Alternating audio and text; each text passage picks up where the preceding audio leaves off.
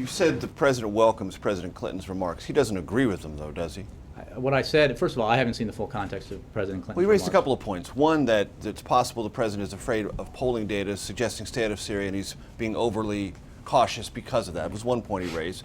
And he also said, because Hezbollah and Iran are into the fight now, it's time now, and possibly past time, to give rebels real lethal weapons support so they can get back in the game and fight against the advances that Hezbollah, Iran, and the Syrian regime are making.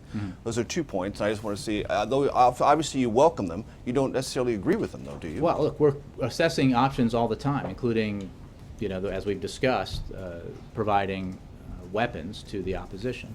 The first point, again, I'm taking your word for it that that's what was said, but in the context, I will have to investigate myself. But the fact of the matter is, the president makes a decision about the implementation of national security options based on our national security interests, not on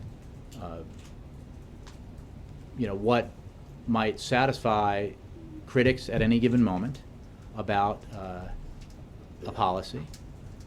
And as we've discussed over the months here, there are very serious implications to the kinds of policy options that have been discussed, including providing weapons, including questions I've had about a no-fly zone and other things that have been discussed, and that's why you have to assess them so clearly and so. And public opinion would not factor into that. Of course not. Okay.